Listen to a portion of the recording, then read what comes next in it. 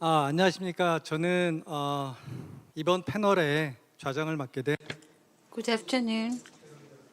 My name is Kim Seok-won of Seoul National University. So we'll begin with panel discussion. With the inauguration of President Yoon Suk-yeol, our main theme has been to become a pivot state in the world, and we are pursuing ODA policy in line with that to fit the national prestige and to become one of the 10 ODA donors. Under the situation, it is our task to identify our current issues.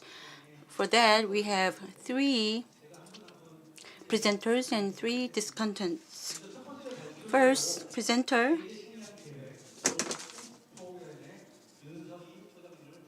is Director Yoon Sun-hee of World Food Program. Second, And the second presenter is Professor Yu Sung-sang of Seoul National University. And thirdly, we also have invited Professor Kwak Jae-sung of Kyunghee University. So after these 3 presentations are completed, we will also have discussion point. So our discussants include Professor Kim Ji-young of Sungsil University.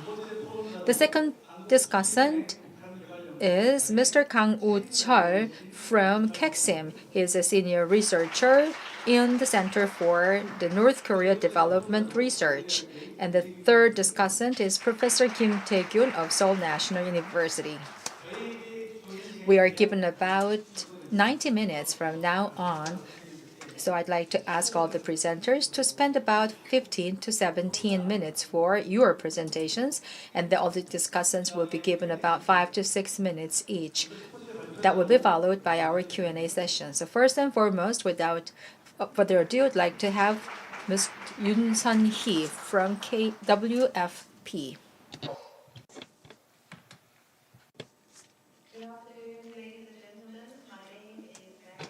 Yoon Sun-hee. I'm the director of the World Food Program office here in South Korea.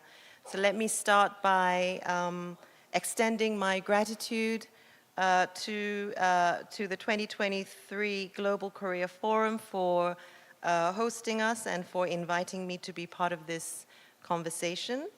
And congratulations to all stakeholders on this significant event this week that brings together delegates from all sectors of development to celebrate and look at the past decade of ROK's ODA and the way forward, as well as reflecting on challenges that we have also faced along the way.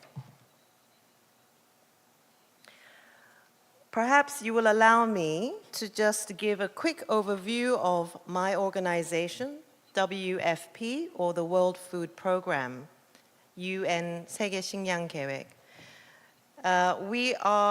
We were founded in 1969 as a very small but significant experiment, an experiment to address food insecurity in one part of the world by transporting food surplus from another part of the world.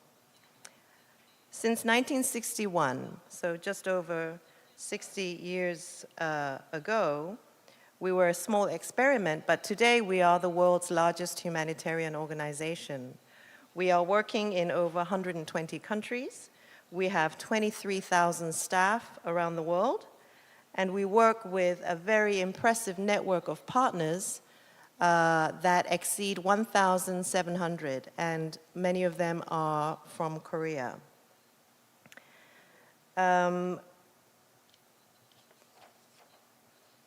If you look at our global footprint, you can see in one glance, the dark blue areas are where we work.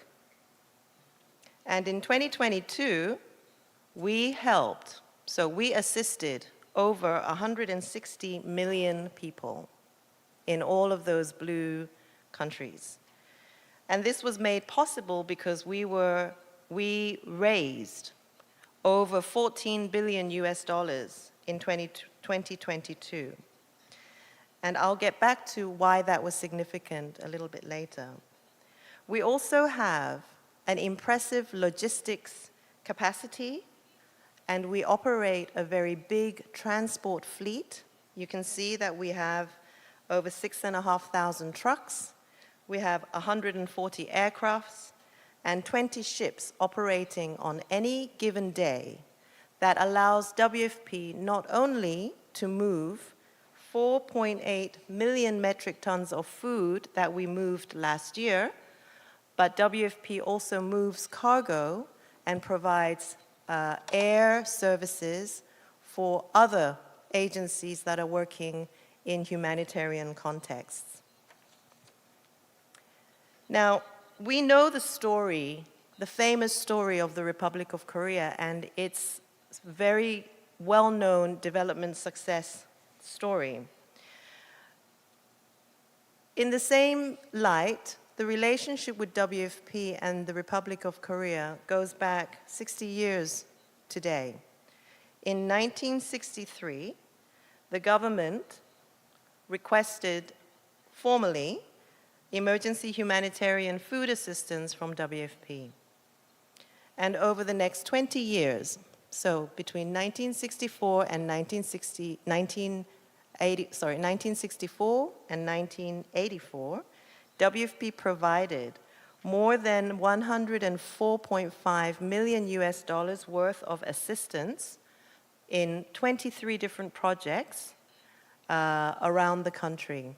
In fact, if you look at the map, you can see that these locations, the locations of the 23 projects, are really spread across the whole country.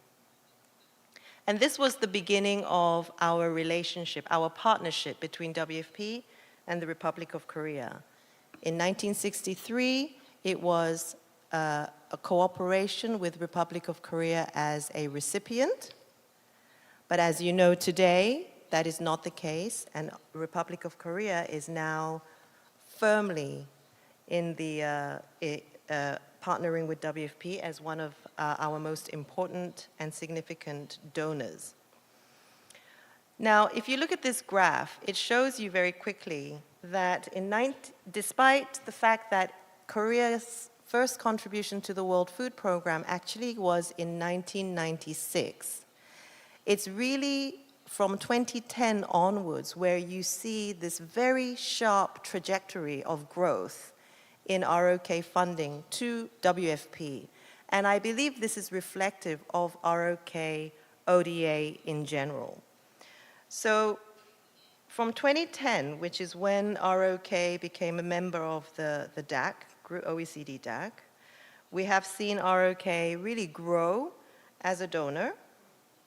And we have a few key milestones. We've got the first multi-year funding that ROK, Republic of Korea, gave to Afghanistan, and this continued over the subsequent years. Then in 2018, this is when the Republic of Korea subscribed to the Food Aid Convention, and this is when it started providing 50,000 tons of in-kind rice through WFP as part of its FAC or Food Aid Convention commitment. And this contribution in 2024 will double to 100,000. In 2022, despite COVID, you can see that ROK contribution continued to grow, and actually it reached historical record last year, reaching about $115 million in donations to WFP alone, making it among the top 10 donors that we have. And looking ahead in 2024, you will all know, as I do, that the ODA growth is projected to continue. Actually, it's going to grow by about 45%. And so the trajectory really is that ROK is firmly going to maintain its space as a top 10 donor and in line with its visions and ambitions to be a global pivotal state. So if you look at the Republic of Korea's contribution, or ODA, to WFP, the light blue countries are where we can say ROK has a footprint through cooperation with WFP. It expands all of the regions where we work. You can see that there is a concentration in Africa and in the Middle East. But really, Republic of Korea's ODA channel through WFP goes to all of the regions where we work. When we talk about donations, it's easy to just focus on funding, but I wanted to speak a little bit about the depth and breadth of the Republic of Korea's partnership with WFP as a donor, because I think this is important to remember that cooperation goes deeper than just the pocket. So in 2011, the Republic of Korea became a member of our executive board. So for the first time, the Republic of Korea became a part of our governance structure. And since then, it's actually been a member of the executive board 3 times. We signed a formal strategic partnership agreement between WFP and the Republic of Korea in 2015, which was the first formal framework of this kind since 1963, when we first received the request for aid as a recipient. In 2009, we started our first project with KOICA, and since then we have had 55 projects, and right now we have 15 that are ongoing. And as of today, in the past 2 years, we have signed field-level agreements with 4 NGOs from the Republic of Korea. And I mentioned these because it's more than just funding. Our cooperation through ROK's ODA really extends between different levels of activities and cooperation. This includes the representation of Korean nationals in WFP. In 1999, WFP received our first South Korean staff member, and today we have over 70. And this is greatly to do with the priority that the Republic of Korea gives this issue, but also the fact that a great many youth and experts from the Republic of Korea are now more and more engaged in the work that the World Food Program is doing. And so you can also see that right now about 25% of the 70 or so Koreans working in WFP are in headquarters, but the rest, so 75%, are impressively working in the field. And some of them you met in the earlier session at the talk concert. Now, I'm going to skip this because I've mentioned that really in 2011, so soon after the Republic of Korea joined the DAC group, this is where you start seeing the Republic of Korea showing leadership in different areas, including governance. In 2012, this is the first time that the World Food Program and the Republic of Korea launched a project that was across multiple countries and across multiple years that looks at using the development model of Saemaul Undong of the Republic of Korea through the projects that WFP was delivering in specifically Bangladesh, Tanzania, Rwanda, and Nepal. And this project started in 2012, and it actually went all the way to 2019 with very good and positive reviews that have since been replicated across many different KOICA projects, KOICA and other projects.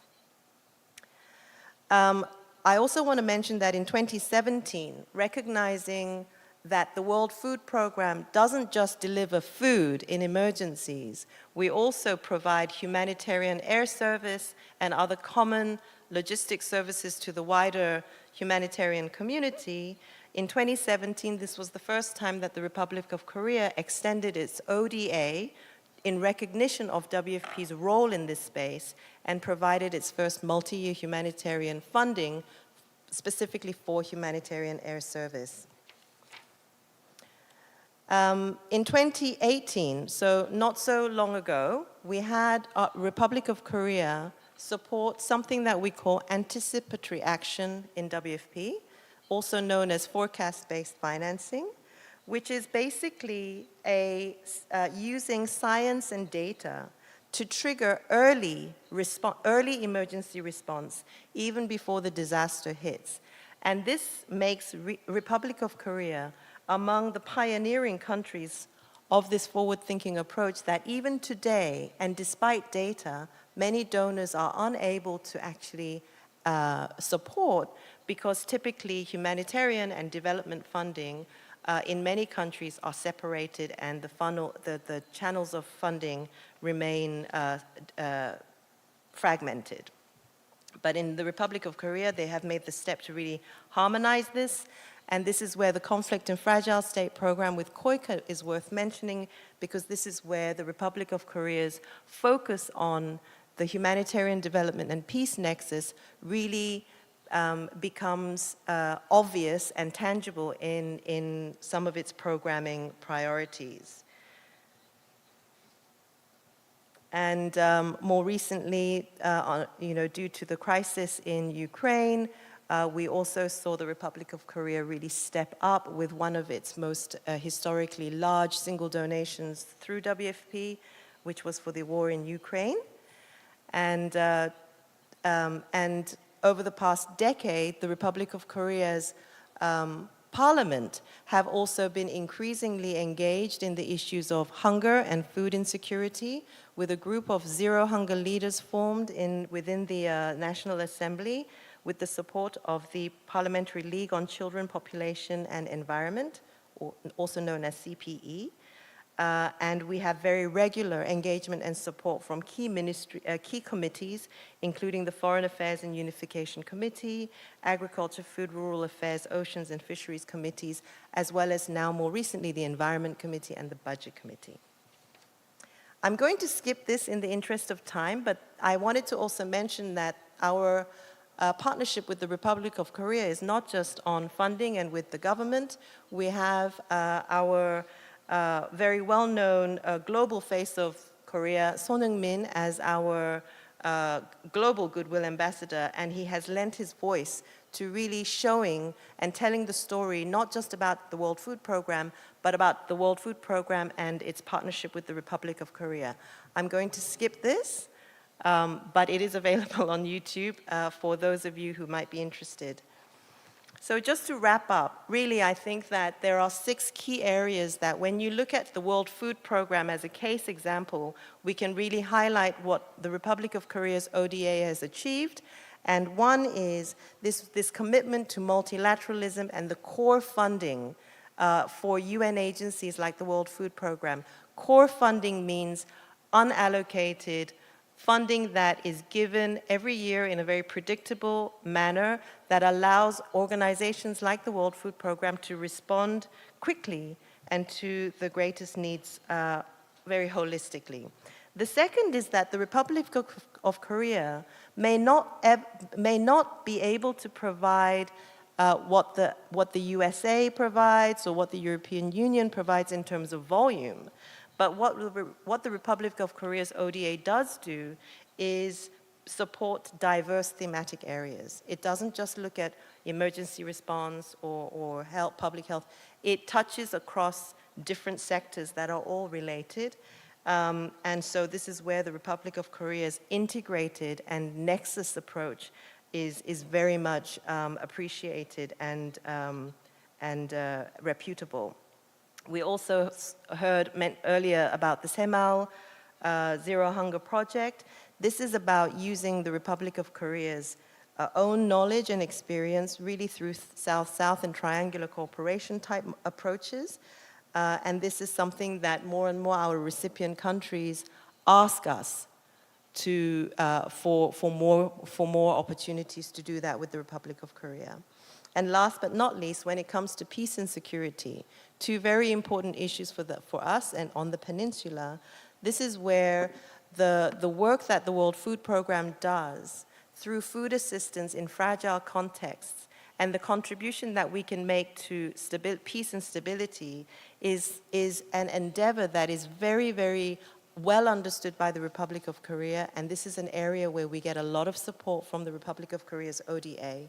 And this for us is very important because as we received the Nobel Peace Prize in 2020, we know very well how important it is to make sure that food insecurity and hunger is addressed in order to have peace.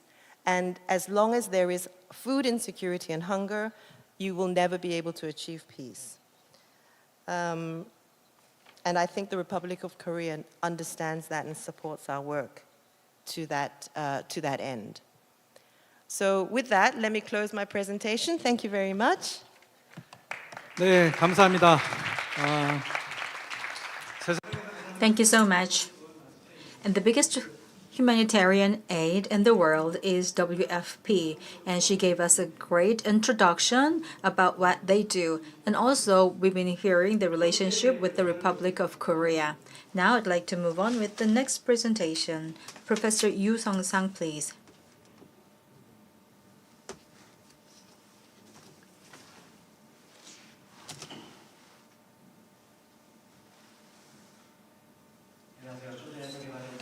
Thank you very much. As was introduced, my name is Yu Sung-sang from Seoul National University. I'm teaching at the School of Education, and I'm now responsible for the Department of Education. So let me first introduce what my department is about. So I have my background of being able to come here to talk about ODA as a professor of education. My university and my graduate school is where all the PhD students and the master's degree students are here to have their dedication of education. They also have practical and theoretical discussions regarding education, both in Korea and outside. So as a person who has been also involved in ODA, we are here to talk about what ODA implementation can be made for the world. My presentation today has the slides, but they were not complete, so I might have to change a lot of them. So some of these ideas included in my slides would be like unheard of. So I changed some of the slides here, so you might not be familiar with that. So I'm sorry about this before I move on, so my apology. This is my agenda. Number 1, 2, and 3 are the ones you must be very familiar with. So I'm going to focus on the fourth one, which is the future direction of Korean ODA. As for Korea as a recipient country, we are always talking about the Korean War. So if you have the history of Korea as a recipient country, I always start to talk about grants. As mentioned by Professor Yoon, grants have been experienced to Korea over the course of years. Like in general, compared to other countries, this recipient country status has been the foundation for Korea to move on. So we don't have to go back that far. So in the 1960s, we started to have the linkage between the grants and the loans. So they also had a lot of grants coming in from other countries. We did have some difficulties and challenges getting all the grants we wanted. That's why we decided to become somewhat independent. And then we started to incur loans in here. And also we trying to be independent, we created infrastructure. These infrastructures played a role of being a more independent country than on. So the history will tell you everything, so I don't have to elaborate on what everybody knows already. So if you go to the website of ODA Korea, you will be able to read everything that I say here. We say that the history starts from 1963. However, these loans and the projects actually starts from 1980s and so on. As a country who is now trying to give out, we are trying to train the people first. And then we started to have the membership of OECD. And also, in order to become one of the advanced groups of the world, we decided to become a donor country instead of the recipient anymore. And in doing so, we decided to learn a lot of things, including the capacity building, human capital improvement, and education, and many others. Linking those with the policies, this is also self-evident and also explained in the website as well. Starting from 2010 up until 2020, we had various types of ODA-related plannings by the government. So we also had the enactment of the International Cooperation Framework Act. We also had the modification of the Act over the course, and this is the process of realizing Korea as a true donor country. So that history has been maintained until today. So all these details can be referred to by yourselves in the website. And also in 2019, we had the 5-year plan of the international collaboration. And then also they were included into the plannings of the development cooperation in the form of the loans and the grants. We have medium-term plan and long-term plan as well. What is important here is that all the content of these strategies is not something new. It has been repeated over the course of years, starting from back after the first recipient country status. And then they have been well repeated so far. We have the basic framework planning in 2010 and on. Also, we had our theme of having the ODA program more complete, and details of the plans have been also formulated in order to be among the advanced countries in the ODA. We did use somewhat different rhetoric compared to other countries. Now we also have the third 5-year plan of the international development cooperation starting from 2021 to be lasted until 2025. Our theme there is to realize the mutual prosperity and the global values through the collaboration and solidarity. Now we are in 2023. We are now enjoying the Development Cooperation Day. We have to renew our commitment to continue to do this, especially through the ODA, how we can communicate with the rest of the world and the global communities. And this is the foundation where we are coming from. If you also look at the sizes of the ODAs, many of the tables will show you how big they are, starting from 2018 up until 2021, what growth has been made. You can also see this. Especially under the current administration, under President Yoon, the budget allocated for ODA has been dramatically increased. Including these initiatives, we also have to look back what we have done so far. Now, please look at the ratio between grant and loans. We have the grants at 63%, and about 34% would be loans. We have the bilateral and multilateral aids, and if you look at the ratio here, bilateral aids are much bigger than multilateral ones. So with this situation, multilateral aids are actually increasing in that course of the time. Now, also, if you look at the ratio of the regions to go to, we have mostly Asia and Africa, and also South America, which is a little bit far away from Korea geographically. We have this ratio. So also on the right side, you can see the trend of the increasing. Of course, we have a lot happening in Asia and also African region. Aids to the Southeast Asian countries have been increasing over the course of years in various forms. Now we see the war in Ukraine. This graph does not include the situations of war. If we, however, include the portions for 2022 and 2023, the ratio for Asia would be much bigger than this because we couldn't do anything about Ukraine and Europe. Also, this is the ratio of the equivalent to the households, and also the country-wise, we did have some ratios going to. I myself am an education expert, so I'm interested in the education-related projects. On the right side, now how much portion is to be taken by education. My researches have been dedicated on this area, how many initiatives of education have been made. So what has been actually achieved so far with this.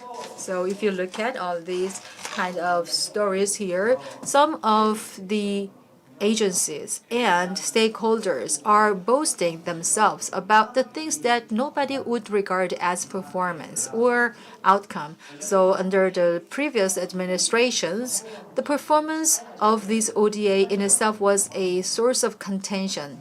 Still, they were thinking this as a KSP selling our experiences to other countries. That is the also source of criticism about the ODA projects of Korea so far. If so, what should be the future direction of ODA programs of Korea to the rest of the world? You know The End of the Poverty as a book, right? And also you might know The Age of Sustainable Development. Both of the books are written by Professor Jeffrey Sachs of Columbia University. So after the end of the poverty, the EDG was out, and also with this Age of Sustainable Development, SDG was actually pronounced. And then they have the 7 MDGs in the past, and then we have 16 SDGs. But the 7 MDGs were not all about everything. They're only talking about the qualitative changes of approaches toward the solution of the problems. Having said that, we have some questions about these things. So this is a great paradox. You might have read this book. I don't want to repeat the questions here in this book. If you are ODA experts and if you're dedicated to the ODA, what kind of positions are we in? So the idea is to raise our questions once again, what we are doing and where we are. And also the great paradox here is that the more development is to be made, side effects can be increasing more and more. And also the message by McMahon is also giving us the message that we have to think about what we really have done so far. Of course, when we talk about the profits of the development, we have to see whether these profits are actually used for the people or going somewhere else we haven't expected. And also we had the issues of arising from the paradox. And we have to reflect upon the performance of various projects and programs so far. What kind of learnings have been made is also right to make the profits spreading around, and also can we just improve the capacities of the agencies. So if we have these programs to make the contributions, we call it advancement of the ODA, but is it really the true sense of advancement ODA? So we have the new critique about the ODA saying that this aid is a dead aid. And Dambisa Moyo also said that these aids are only focused on the helping, not being independent. Through this book by Moyo, we were able to see the true faces of the aid and the practices of the world. And also another professor, Dambia, said that there can be a loop of the development. So what is the real authentic development? He suggested the real meaning of the authentic development. We have to have the convergence of the movement, methodologies, education, and training. How we can converge all these things together under the name of development. And that is the message by the Professor Dambia. And also we should really include training and education. That's what intrigues me. So we have to have the rethinking about the means of the development. Many people talk about aid, and they are talking about the education and training included in here. The cliche is that you have to teach how to fish rather than giving them fish. Is it really true so? Ladies and gentlemen, about how to fish, do you know more about how to fish to the people who are really working as fishermen? I don't think so. And do you know what kind of fish do you have to get? Or maybe you're teaching wrong ways of doing this? Or do you think that these people really want to learn this? And do you know why these people are not getting more fish than necessary? what do you think about the depleting the seas of fish by taking as much as possible? Is it really possible to know how to fish? What does it mean to know how to fish? Do you really know how to do it when you teach how to do it? These are the questions you have to ask ourselves. So the keys of innovation and also diffusion of innovation is the book written by Rogers in 1995. This is a very interesting book to talk about why development is occurring, who are the agents of the development, and also who are the subjects accepting the things and what they are not accepting at all. And they are talking about a lot of concrete cases about the people under the development projects. I do not have time to elaborate all these things. So when we talk about the renovations and these new changes, I do not think that they are just following the models given to them, because we have to factor into the lives of the people and the mindset of the people. You have to converge all these things without leaving the gap behind. You have to think of the lifestyles of these people who are in these areas in the process of development.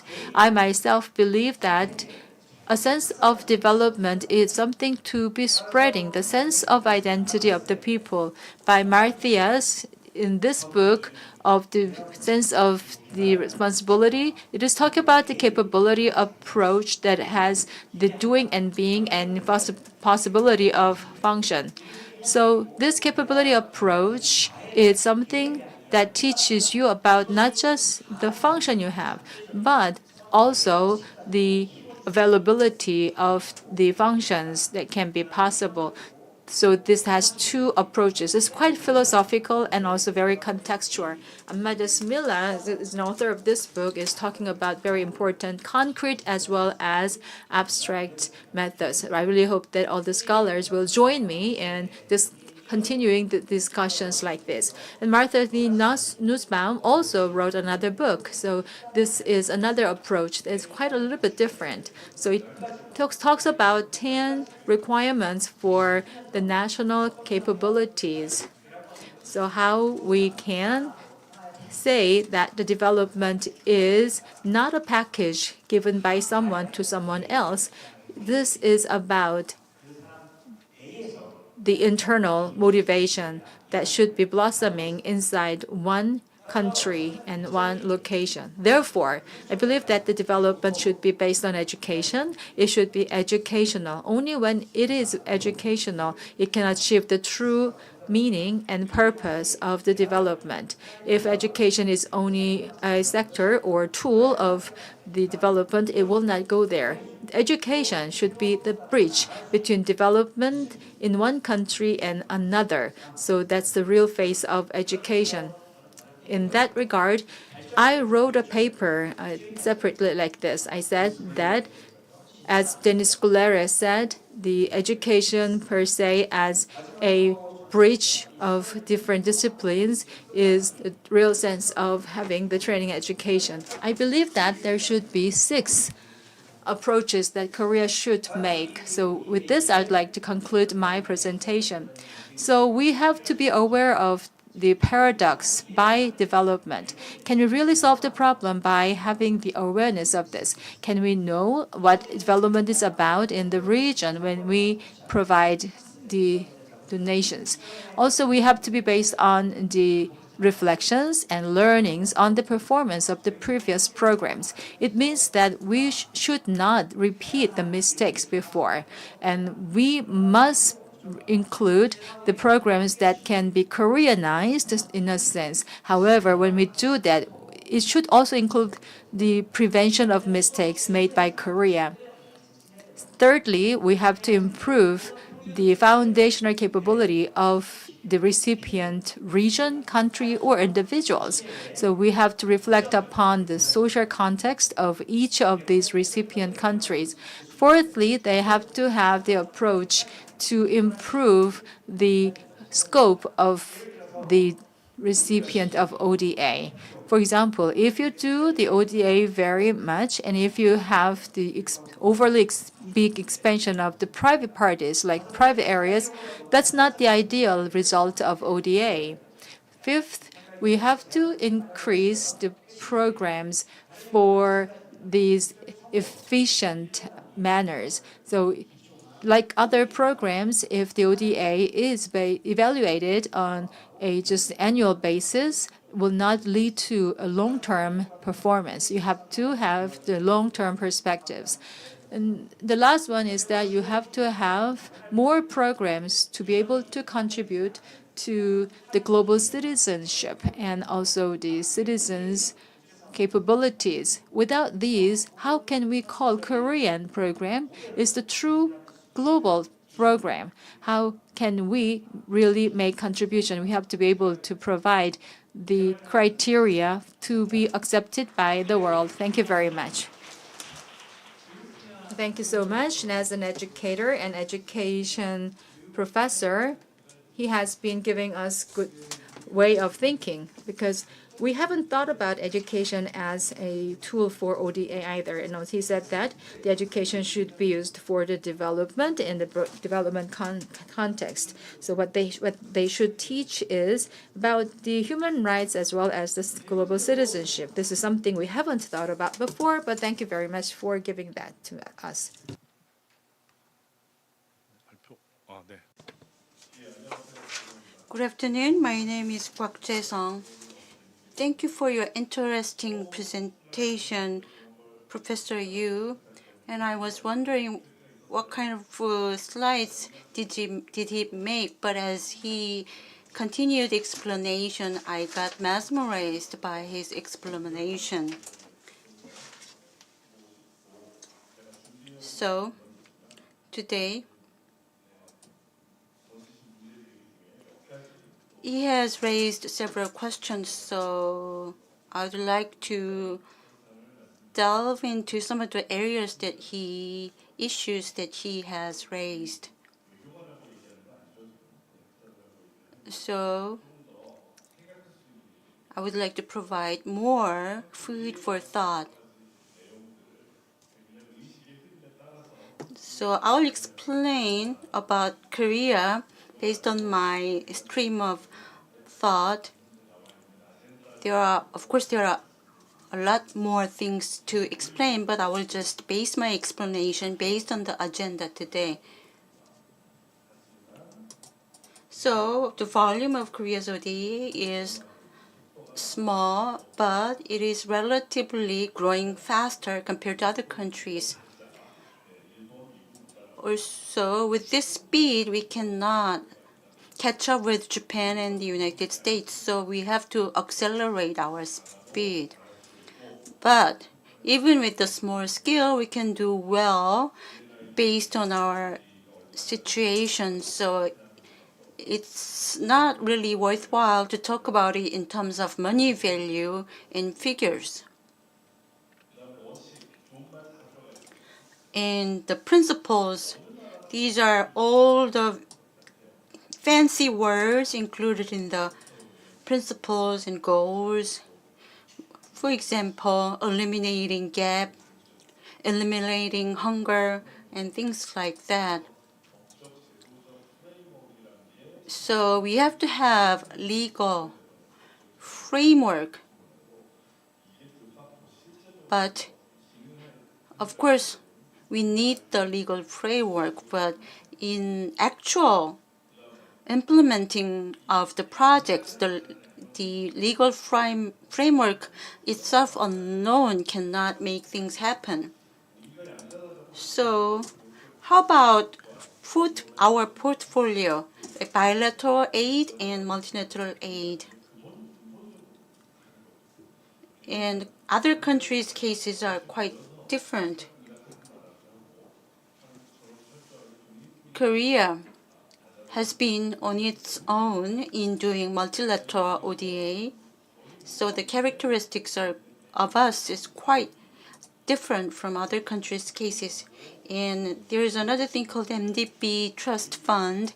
You might not well aware of how it's operating. So I'll just throw out that concept to you. And these are the sectors. And right in the middle there was COVID pandemic, but in 2021 health area increased. However, that number will reduce in other infrastructure and other areas. ODA portion will increase. The reason why I show you the graph is that I would like to say that there are way too many sectors. So when we make statistics, the statistics are based on each sector, but this may have a problem because as many as the sectors are, there are cooperating countries, cooperating projects, so there will be a huge amount of projects. So how can we effectively implement all of those projects? In other countries' cases, they more or less focus on one project. And we have long-held ODA tradition, and we have accumulated experiences in many areas. But it means that it's difficult to coordinate among different projects. And what's the definition of program? I think the most important program looks like this. The recipient country and donor country get together and make plans of what they're going to do in the future, which looks like this. You might want to say that we all have that kind of projects, but when we look at each individual plans, those plans are based on traditional sectors. Some countries would say we would like to do this and this sector and that sector. I should have translated that into Korean. I apologize for that. First strategic pillar is job creation. Second pillar is infrastructure. And third pillar is environmental sustainability. So these are not sector-based. First pillar is job creation. Other countries do in this way, but Korea, we still talk about industry sectors such as IT and so on. What about sectors? In this kind of plan, actually the sectors are underneath each of these three pillars, and these are all incorporated into each of these pillars, which is a holistic approach. So we do talk about these fancy ideas of holistic approach, but when it comes to actual implementation, that is not done very well. So I would like to suggest that Korea should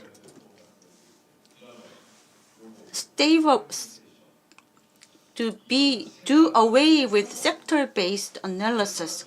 Next is fragmentation.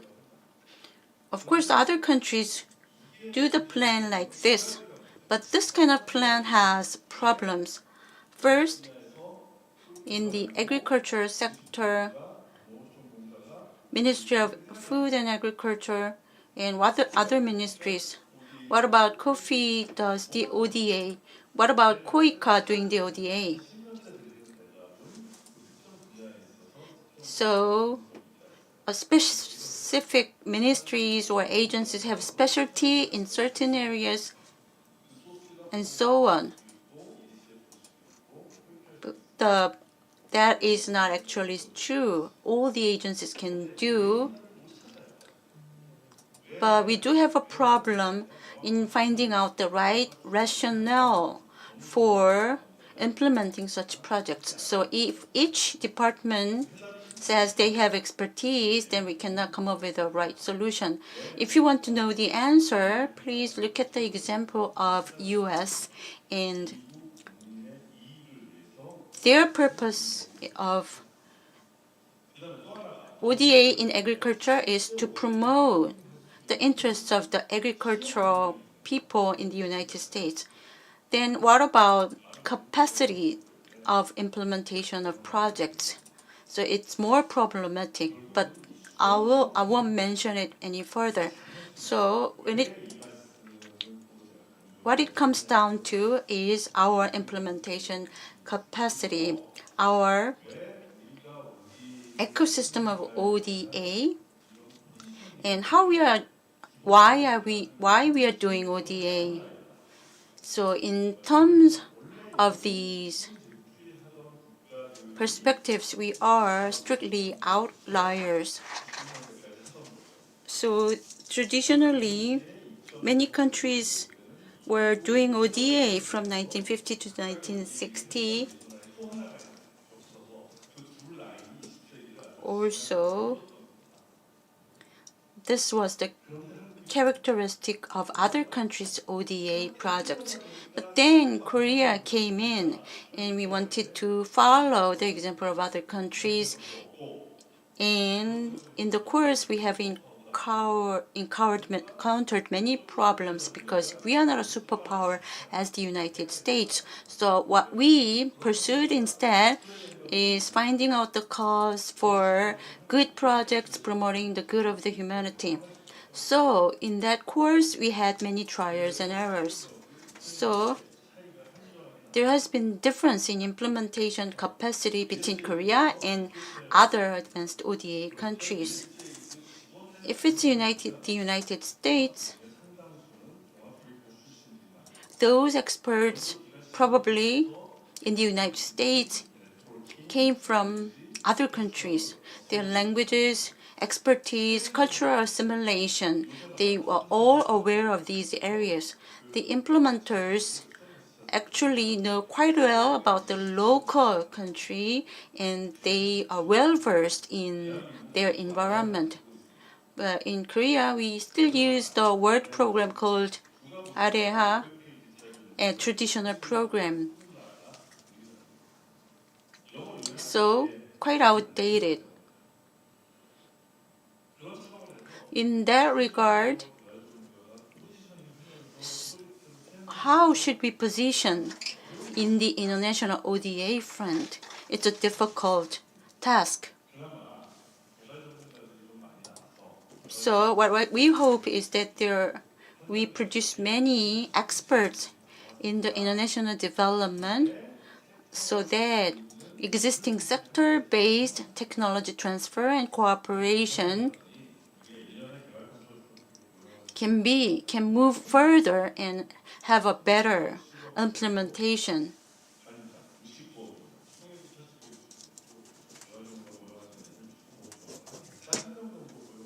We can actually hire about 140 people with the budget of $6.9 billion. Let's look at US cases. Their total assistance amount is way higher than the case of South Korea, and also their percentage of ODA in their total is 13.9%, whereas Korea stands at 5.2%.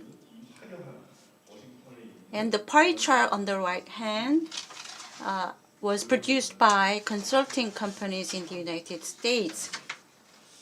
And they have real expertise in implementing ODA projects, and we haven't quite caught up with these advanced countries.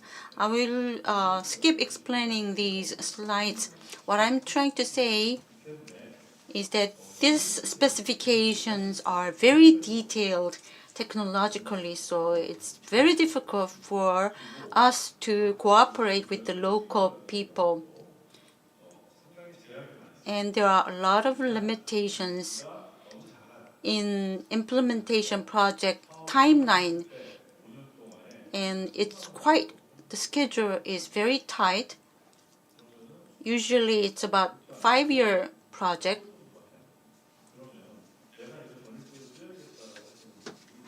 And workers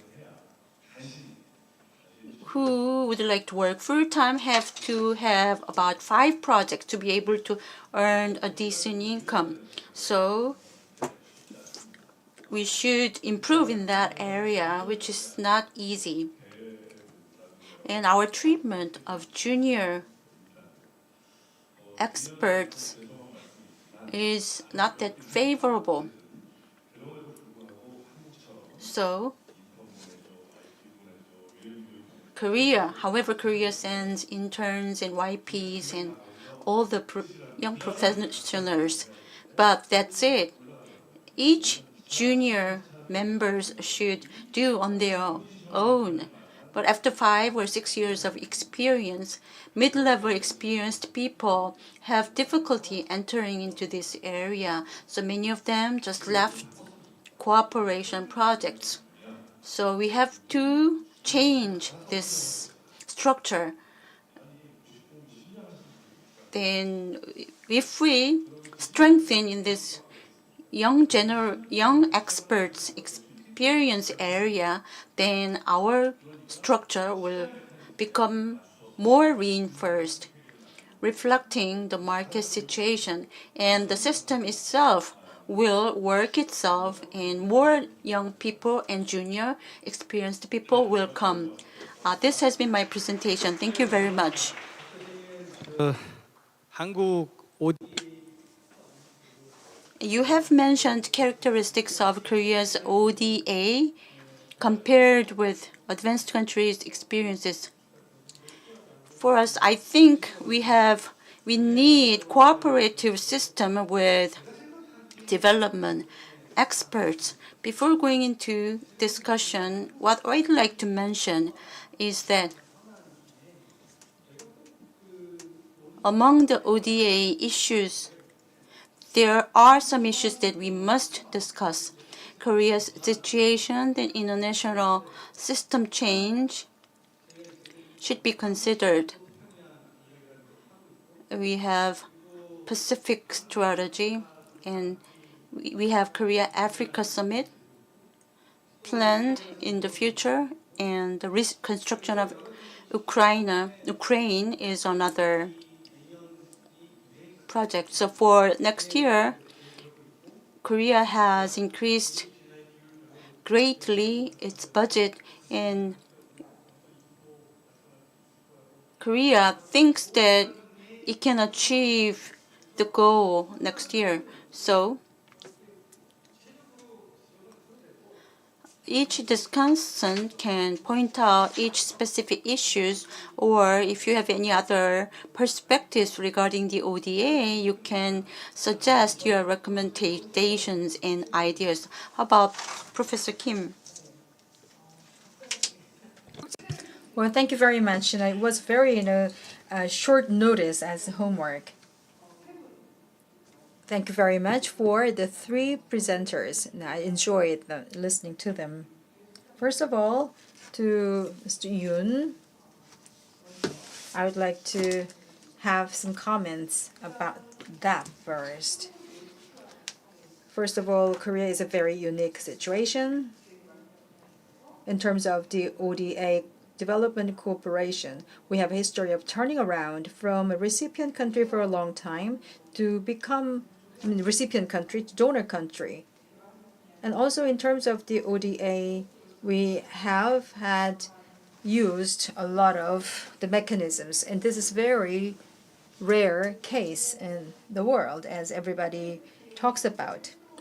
So you've been talking about the WFP in Korea. So thank you very much for giving me the activities. Since you're coming from the international organization, you have had some kind of objective view on that. So I can expect that your comment will be very neutral. So since we are here to talk about the theme of the pending issues for becoming the more advanced ODA, so In the micro sense, what kind of relationship we can have between Korea and WFP. So it was a very good comment. But for Korea to become more advanced as a donor country, what requirements there are?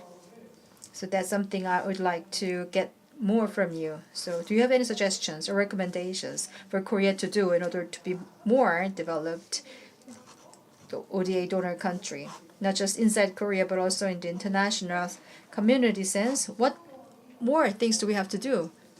For example, if we want to reflect upon the needs and wishes of the recipient countries more, do you have any tip to show us so that we can do better next time? Then now to Professor Kim. I also have a good ear to listen to. So what is occurring to me combining all the presentations today is an anecdote. Some days ago, I was visited by my student, former student. It was not a long time before, but she or he actually learning development cooperation. I'm teaching undergraduate schools of the development cooperation, and the student was very eager to learn, and also he expressed his wish to be dedicating his life to development cooperation. I dissuaded not to do that, but actually he came to me as a student in master's degree course some months ago. I got lost track of him for a long time, but some months ago I overheard that that student left the industry, left the community, and then he appeared once again, and then I asked him why he left the industry. Was there any personal issues or the money issue or the relationship issue? And then the answer from the student is that none of these was the reason why, and the student wasn't sure what this ODA was about. It has been to many other countries, been working with international organizations in the field everywhere, but while doing so, the mission they do, they're really changing the life of the recipient country people. That was the bugging question to that student. So the dream versus reality. So the big gap, that's the answer I got. And then there was no hope of changing this under the scheme of Korea, which has been long-term fixed. So during the student's lifetime, there's no silver lining of changing it. And I told the student, even if it means, Goliath and David war, you have to try and try and try. So I was involved in the research group of this so many years. I've never thought about a mission or the fundamental question like this. But however, after leaving that group, I came to think of the fundamental reason why we have to do it. So we have to give more thoughts about the mutual things. Are we just talking about these things internally amongst ourselves only? I also asked the same question to the former student about why do you think our project is not going anywhere, it's not helping the recipient countries. The answer is that even though we are trying very hard to do the changes in the recipient countries, especially in IT industry or the computer and education, that's not the thing wanted by the recipient countries or people. They're only doing this, Koreans are only doing this only because there was order coming down from the top. And then they were just forced to do that, not thinking about the actual needs of the recipient people. Out of all the comments made today, I heard the word philosophy and also the direction of the future. We really need them now. We are becoming bigger and bigger in the size as donors. We're working with so many other international collaborators and partners. We have to be able to big enough to accommodate all of them under some kind of philosophy in the direction that we want to go to. That is the real sense of partnership. There can be other actors. There can be relationship with other countries. So rather than talking about our own profits in the short term, we have to be very long-term perspective based We should be based on the true sense of partnership. We have to recognize and accept the differences. We have to be open to the know-how of the local market and the field. So while accepting all of these things, we can continue our ODA programs. So we should be looking at the very longer horizon to have the true sense of ODA projects. Sorry for being so long. Thank you. Thank you, and Mr. Professor Huang. 한국수출입은행의 강우철이라고 합니다. My name is Kang Woo-chul of Korean Exim Bank. I have seen many times these cases in the textbook, but once again, as I hear your stories and presentation, I have thought about our future direction. So let me mention our direction. First, we have to look again the performance of Korea's ODS. It could be broken down by period, but it can be divided into three from the perspective of recipient. We received assistance from Japan or United States. Also, until 2010, we have expanded our diplomatic horizon to East European countries. In the course, ODA played a role. And also later, we also tried to contribute to common principles of the international society. And the third period is that we made efforts to abide by the international rules and principles. In my opinion, seen from a broader perspective and scope, Korea's foreign policy and other areas, Korea ODA has played a bigger role. Of course, it needs to contribute to development of in other countries, but ODA itself contributed greatly to Korea. When we look at the program book, we have partnership strategy, sector-based discussion, and cooperation from various stakeholders. In means that it is demonstrated of the fact that we have developed so far. So also I would like to talk about advancement of ODA as a donor country.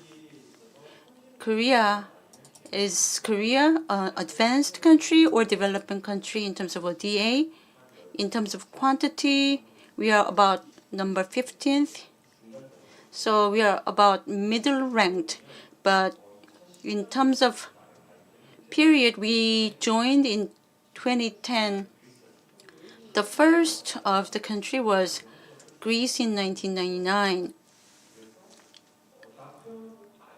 So among member countries, there have been traditional donor countries. They have set the goals and directions. Later, Korea joined, and also further down the road, many other countries joined in the footstep. Turkey, Brazil, Chile, and Mexico and other countries are also providing assistance with other countries, even though they are not member countries. So in other words, Korea is right in the middle in terms of status. So while we follow the leaders of the ODA countries, but from the perspective of our followers, we are the leaders of these other emerging donor countries. So we are serving as a bridge country. Thailand, Chile were the recipient of our help. How can Korea then can provide help to the newly emerging ODA donors? Lastly, I would like to think about our future. From the perspective of recipient country, is Korea an attractive country? the previous presenter talked about very philosophical questions. Of course, there cannot be one simple answer, but we can try to find answer in our partnership among donors, such as the United States and Japan. How can we cooperate with donors while we providing bridging role between advanced countries and newly emerging donor countries? Also, as Professor Kwak mentioned, how can many institutions with different expertise coordinate well in these projects? These are the important issues going forward for Korea in the future. I just wanted to enumerate what he pointed out. Professor Kwak also mentioned that those with 5 to 10 years of experience and know-how is very important. I guess I belong to that group. And so, distinguished professors in the discussions, I was able to follow in the footsteps of prestigious professors. So I became a middle-ranged experienced person. So with such experience, I would like to think more about my role supporting ODA activities of Korea. And regarding education, how can education be more attractive to a recipient country? How can we provide better education with the recipient country? This can be a good area of discussion. Thank you very much. Thank you. How about Professor Kim? 대균입니다. Yes, my name is Kim Tae-kyun. I was hungry before coming here because nobody served me lunch by the organizers maybe, but I had to just try to keep awake while listening to all the presentations, but thank you very much for that. And then as a discussant, I found that some of your remarks are overlapping. So using my opportunity, I'd like to just start another conversation. Just next year, we have the 6.5 trillion won of the budget for ODA increased by 44%. What does it really mean? That's my question to you. So we have the peer review by OECD recently done in Korea. They had a lot of questions. Two of the questions are still remaining in my mind. The first one is how will you respond to that, to the increase of the budget? So that's not my job actually, so somebody else will do that. Secondly, who is going to be the executor of this increased budget? Since you have more people, since you have not many people to do that, you have only relied upon the KOICA and also the organizations. You have the 40% of increase of the budget. Who is going to be responsible for the execution? I think that the government should be getting ready for this. Do you want to have more people increased, or do you want to have more trainings? Of course, according to how the allocation should be made, maybe other people will be needed from other sectors or other industries. I have no idea about this, so I'm asking this question to you. What are we going to do?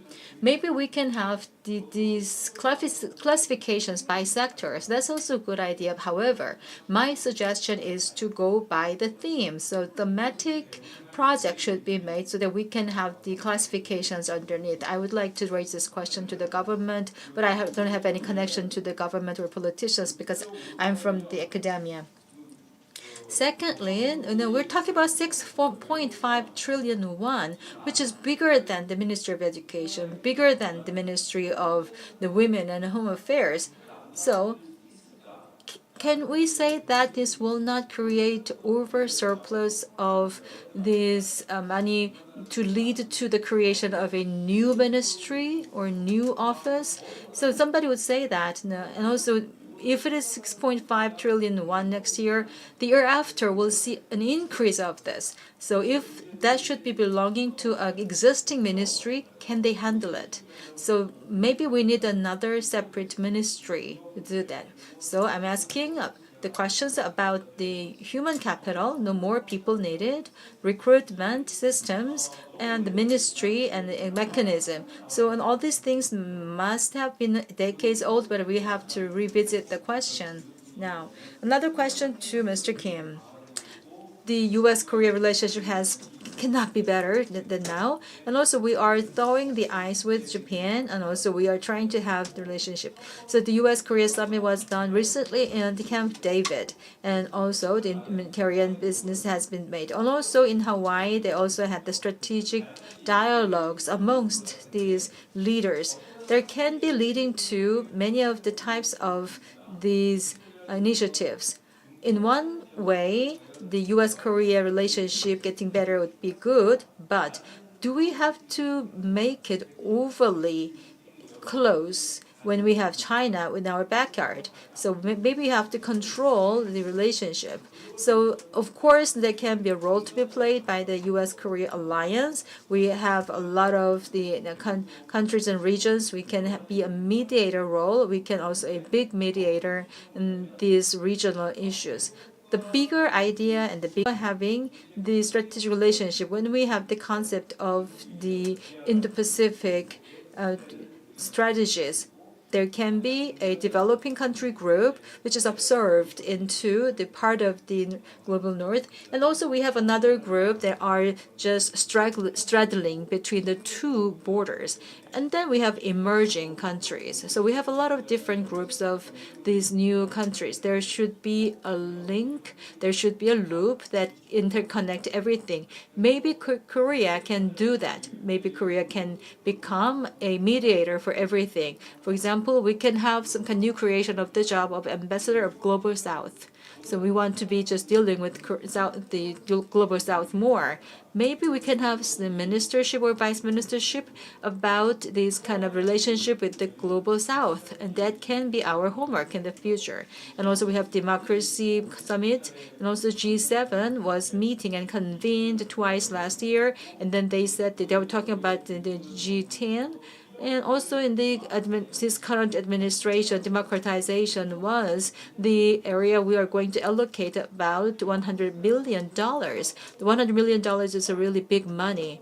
And then how can we do that? How can we really utilize the democracy and approach democracy when it comes to the U.S.-Korea relationship and U.S.-ROC alliance? These are very tricky and sensitive issues. Without having consensus amongst ourselves, if we just go with that outside, then we might be falling into the trap of falling into nowhere. So we have to start our negotiations. We have to start up these discussions now before seeing any of concrete ideas. And the Professor Kwan, now 95 of these funding is from the non-core funding. Only 5% of the funding is core.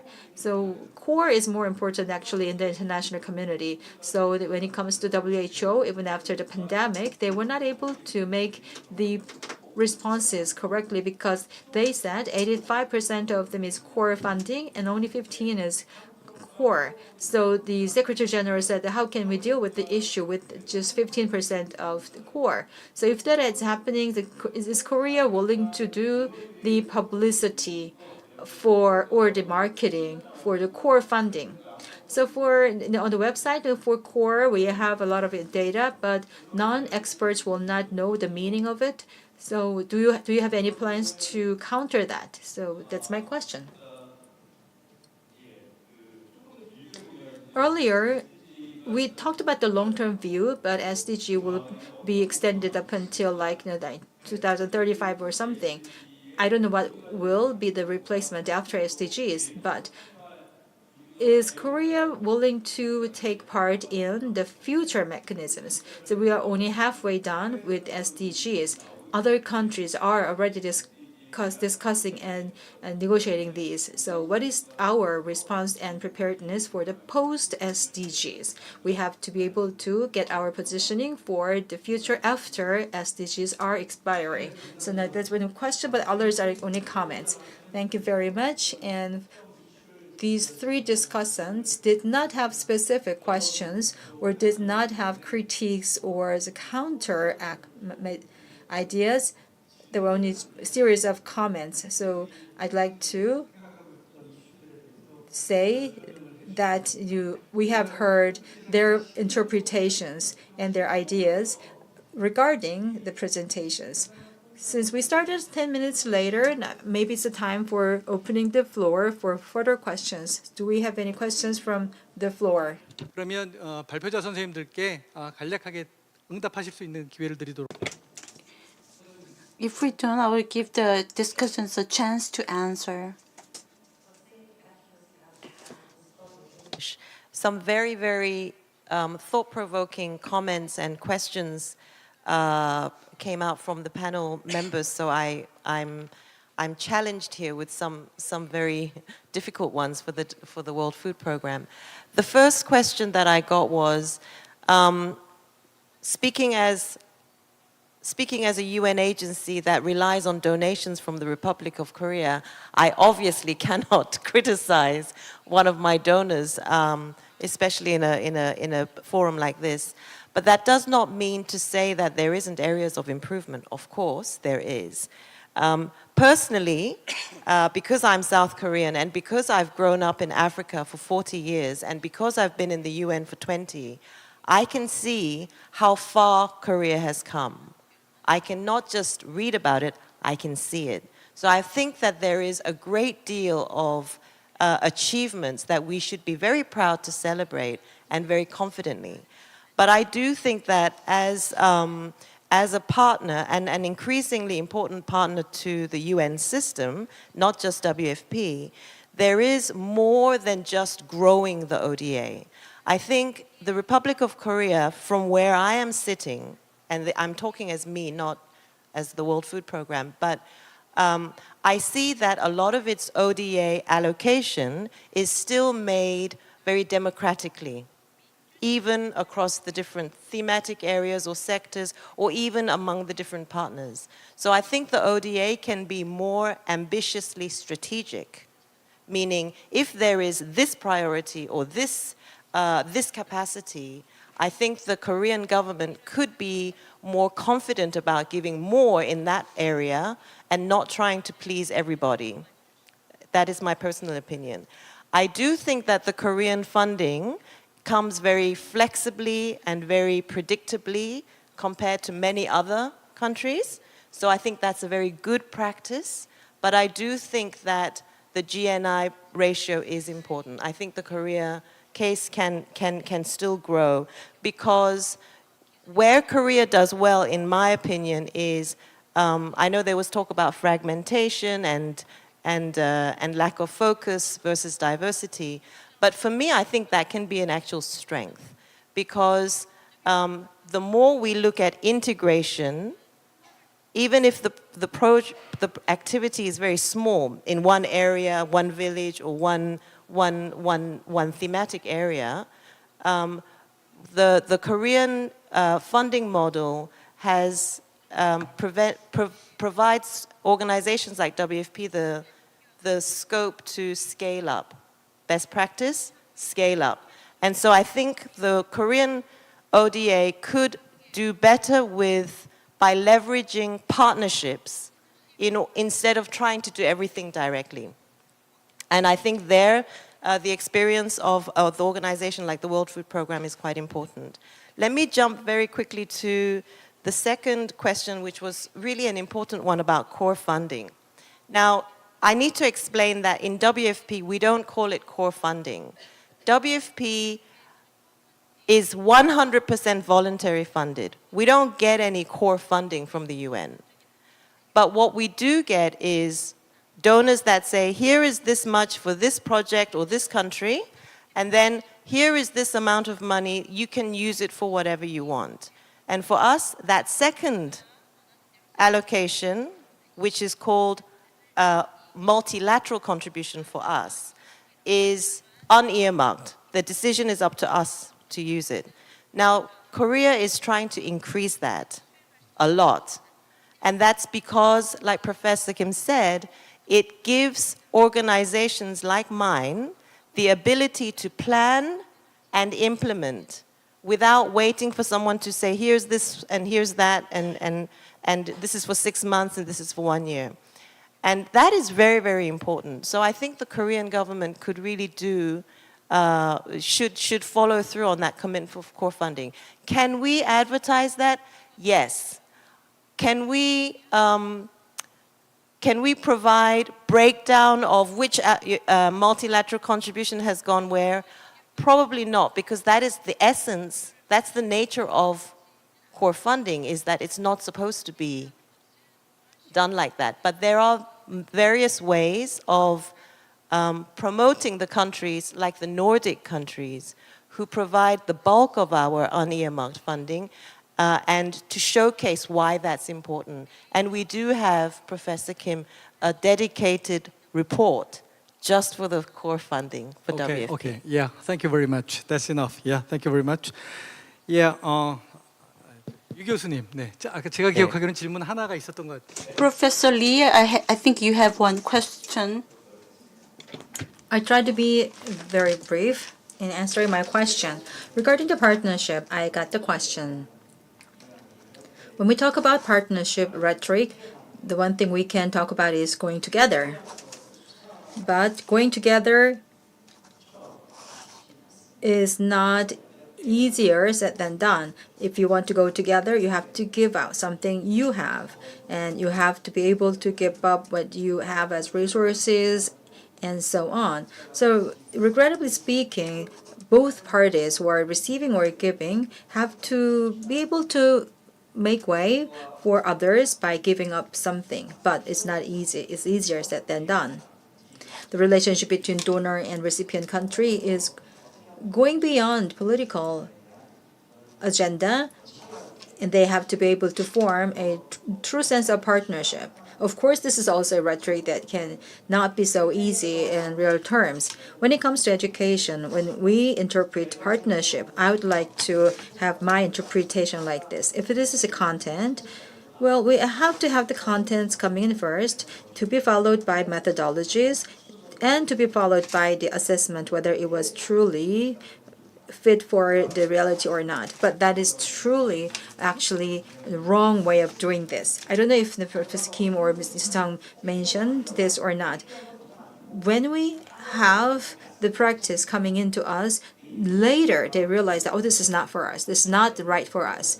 This is out of context. So the method in the content should be also be tested. So if we just start with the content and then to be followed by and then followed by assessment, this way of doing in that order is not big enough. Therefore, we should have the very good methodologies and the way of doing this.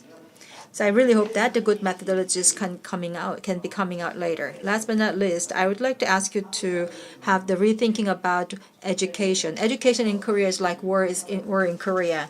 If you are Korean, like me and you will be thinking that education is just competition amongst ourselves. If you have that kind of mindset to other countries and apply it to other countries, it's not really accepted by other countries. Education is a power coming from bottom to up. Education is about the energy and enthusiasm. It's about the synergy effect coming out from the relationship between the teacher and the student. So you have to keep that in mind when you do the ODA projects.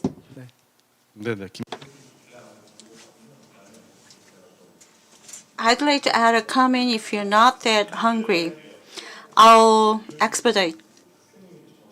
You mentioned about the experience of your student. The important thing is demand. Our approach is supplier-based, and the demand of highly skilled people, they mention it, but actually those high skilled people are not necessary, and it's not effective. And furthermore, the demands are changing as time goes by. So without proper analysis of territory, it would be very difficult. And also, we are positioned between European countries and Thailand, and no other country in the world are doing so many projects all at once. These countries are doing international cooperation projects with neighboring countries. In that regard, we are quite courageous. And regarding the big budget, perhaps we will utilize the public fund. So we should closely monitor this. Of course, we don't need to spend all of the budget. So we'll look carefully in this regard. And the United States and Japan relationships, we will do better in creating jobs. They say they have enough money to send people to other countries for creation of jobs. So I guess we can cooperate with advanced countries in that regard. Finally, the development cooperation of ODA has been quite popular from the 1990s to 2018. And there have been many strong agencies that have provided assistance, but many of them disappeared. Canada's agency disappeared. Germany also left. What about Japan? So what about post-SDG? I'm quite doubtful. Can Korea do well? So we'll look closely about the countries and situations around the world, how they are doing in doing our ODAs. And in the future, it will be another era of cooperation. Thank you very much. I think one of my roles is to keep time. I think we are a little behind schedule. And the word advancement has many positive images, and many people like advancement. However, moving toward advancement, what is most necessary is the support from the general public. So not only through today's forum, but who have participated into these events, many people in other areas and related people should closely monitor ODA activities and closely follow what we are doing so that our ODA projects and implementation become more advanced. I think this was a good opportunity for us to think about these issues, and I would like to thank once again the discussants who provided valuable insights. Thank you very much. With this, I will close the session.